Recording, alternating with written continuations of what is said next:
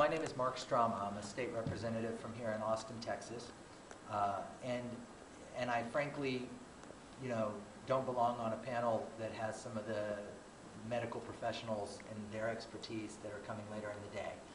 My background is in technology, though, and what I like to talk about when I work on healthcare policy is the role technology can play in transforming industries. When I was 33 years old, I started a company that was the first company to enable people to fill out a voter registration form over the internet. And in the year 2000, 700,000 Americans used that technology to register to vote. Which is to say, albeit immodestly, that at the age of 33, I had registered almost as many voters as Jesse Jackson in his entire lifetime. And I hadn't worked nearly as hard to do it. I mean, imagine how hard it was to register 700,000 voters the old-fashioned way.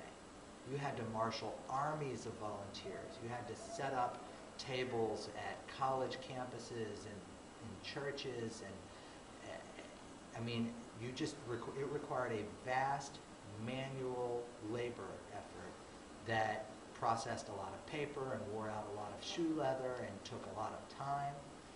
And we did it in a few months with a little bit of software thrown up on a server that on the internet people found.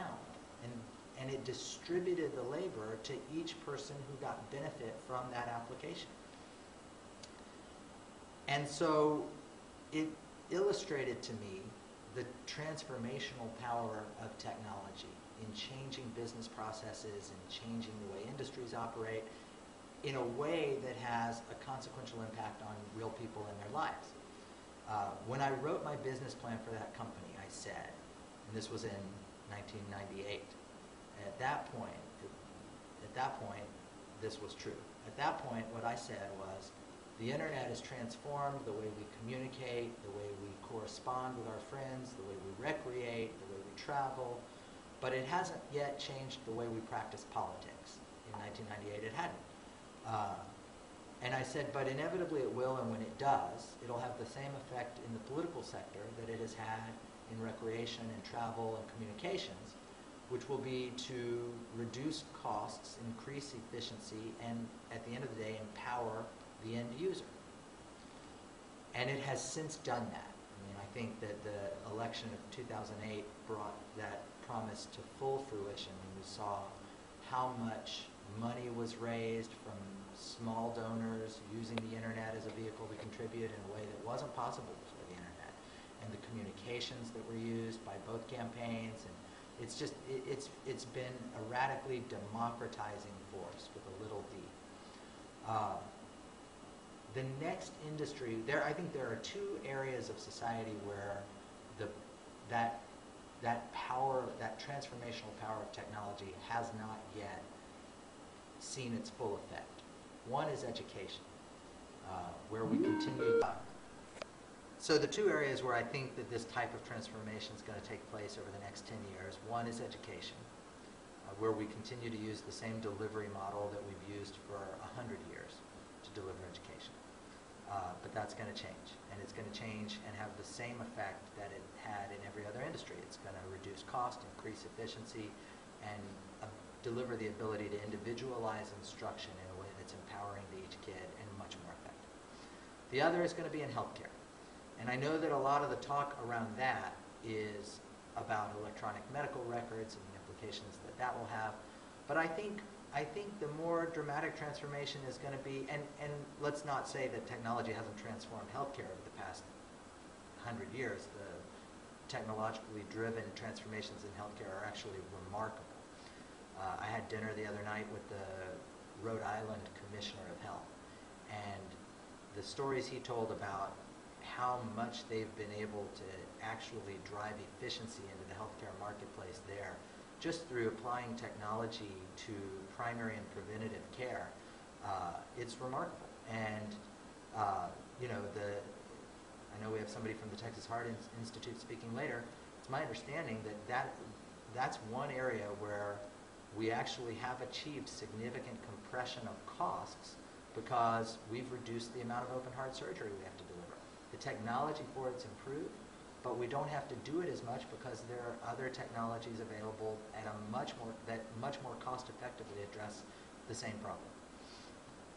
But in healthcare, I still think that technology is going to transform the industry in a way that drives efficiency, economies, and improvement of service to the individual. In healthcare, unlike in education and in other areas where technology has been transformative. By the way, the other area where we probably will see big technologically driven change is in energy.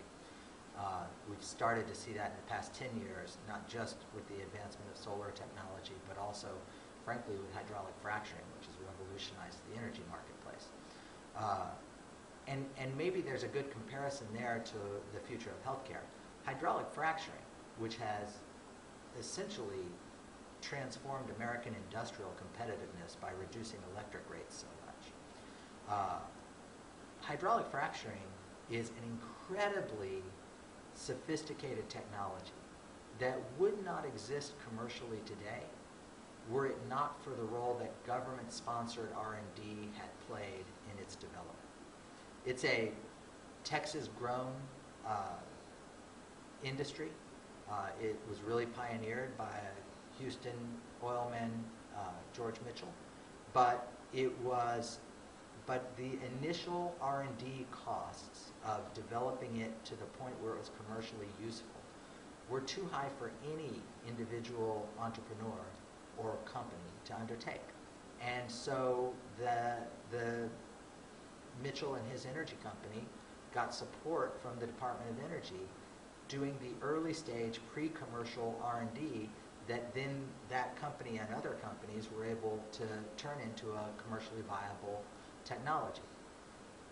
Healthcare, I think, has a similar need and future ahead of it, because the early stage research, I mean, we all know there's a lot of money to be made on the back end of a commercially viable technology in the healthcare industry. But the early stage research is usually so risky, so full of rabbit trails, so, you know, there's so many chances that you invest billions of dollars in something that never ends up getting FDA approval, that it's necessary for the government to play a pretty important role in that early stage R&D.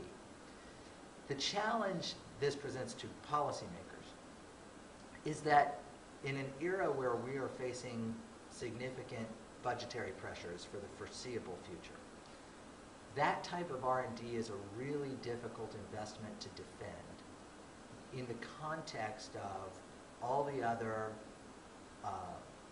limitations that are going to be placed on our discretionary expenditures. And it's hard to defend because by its very nature, that type of R&D has a high failure rate. If it didn't have a high failure rate, the private market would be doing it. It has a high failure rate because early stage R&D is inherently uncertain. You just don't know if it's going to pan out. And because of that, it isn't attractive to the private investment marketplace. But that type of early stage R&D with more than a 90% rate of not yielding anything commercially viable, it's the 1 in 10 times that you get something that ends up being big and transformational that launched the next big era of economic growth. You know, Al Gore got a lot of criticism for the alleged claim that he invented the internet, but it was a government investment through DARPA, through a defense research agency, that laid the intellectual foundation and the material foundation for the internet. You know, those types of advancements that then unleash huge economic changes, they often start with government investment as their underpinning. And in healthcare, just as in energy, in healthcare I think that's inherently true because of the risk, because of the cost, and because it serves a purpose that ultimately benefits all of us collectively. So it's a rational place for the government to be involved. For purposes of today's conference, I would say that the issues with regard to stem cell research are particularly relevant to government investment. They're also, they attract all of the controversy that comes with anything that deals with human life. And it's a tough place for policymakers to be, but if it were easy, anybody could do it. So it's one of those areas where policy has to rise to the challenge. We have to balance a lot of competing moral values, and we have to balance a lot of competing fiscal priorities. We have to do all of that in a way that continues to position America to be a leader in the industries in which we see the highest potential for growth in the future, and in the industries that do the most collective benefit for society. This is clearly one of them. So that's why I was happy to accept the invitation to be here today, even though I'm completely out of my depth talking about the specific medical issues that y'all will be discussing. But I'm glad to be here. Thank you. Any questions for Representative Strama? All right, thank you so much.